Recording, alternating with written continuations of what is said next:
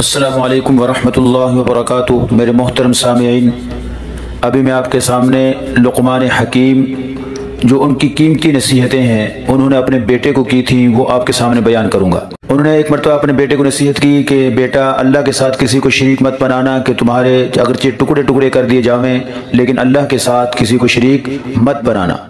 دوسری نصیحت یہ کی کہ ماں باپ کی کبھی بھی نافرمانی نہ کرنا، اس سے تم ماں باپ کی نظروں سے گر جاؤ گے۔ دوسری نصیحت کیا کی کہ ماں باپ کی نافرمانی کبھی نہ کرنا، اس سے تم ماں باپ کی نظروں سے گر جاؤ گے اور اللہ کی رحمت سے بھی محروم ہو جاؤ گے۔ اور تیسری نصیحت کی کہ کبھی نماز جان بوجھ کر نہ چھوڑنا کہ بے نمازی سے اللہ تعالیٰ سخت ناراض ہوتے ہیں، ان کی عمر سے برکت ختم کر دی جاتی ہے اور روزی کم کر دی جاتی ہے۔ اسی طرح ایک اور نصیحت فرمائی کہ بیٹا تکبر نہ کرنا کہ اس سے تمہاری لوگوں کی نظروں میں تمہاری نفرت پیدا ہوگی، لوگ تم سے نفرت کرنے لگ جائیں گے اور آخرت میں نافرمان لوگوں کے ساتھ تمہارا حشر ہوگا۔ اور چوتھی نصیحت یہ کی کہ ہر کام میں طاقت کے مطابق کوشش کرتے رہنا، کیونکہ اللہ تعالیٰ ہر ایک کو اس کی محنت کا پھل ضرور دیتے ہیں، چاہے محنت کرنے والا کافر ہی کیوں نہ ہو۔ یہ کتنی جامع نصیحت کی ہے، دوبارہ سماعت فرمائیے گا۔ نصیحت کی کہ بیٹا طاقت کے مطابق ہر کام میں کوشش کرتے رہنا، کیونکہ اللہ تعالیٰ ہر ایک کو اس کی محنت کا پھل ضرور دیتے ہیں، چاہے محنت کرنے والا کافر ہی کیوں نہ ہو۔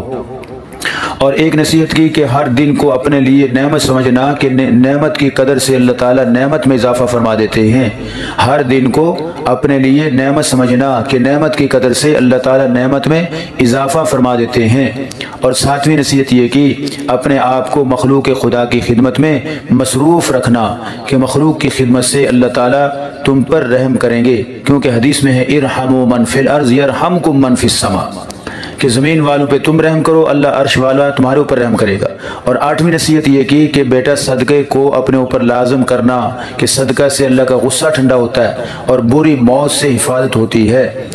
آٹھویں نصیحت کیا فرما رہے ہیں کہ صدقے کو اپنے اوپر لازم کرنا کہ صدقہ سے اللہ کا غصہ ٹھنڈا ہوتا ہے اور بری موت سے حفاظت ہوتی ہے۔ اور نویں نصیحت یہ کی کہ استغفار کو اپنے اوپر لازم کرنا کہ استغفار کی برکت سے گناہ معاف ہوتے ہیں اور روزی میں برکت ہوتی ہے، استغفار کی برکت سے۔ اور 10ویں نصیحت یہ کی کہ موت کو ہر وقت یاد رکھنا کہ موت ایک حقیقت ہے اور وہ ہر ایک کو آ کر رہے گی، کہ موت سے ہر کسی کو مفر نہیں، دوڑ نہیں سکتا کوئی بھی موت سے۔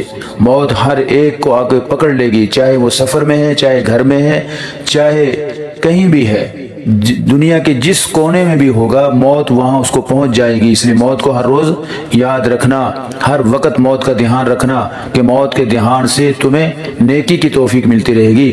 محترم دوستو، یہ 10 نصیحتیں لقمان حکیم نے اپنے بیٹے کو فرمائی، جن کا ذکر قرآن پاک کے اندر بھی ملتا ہے۔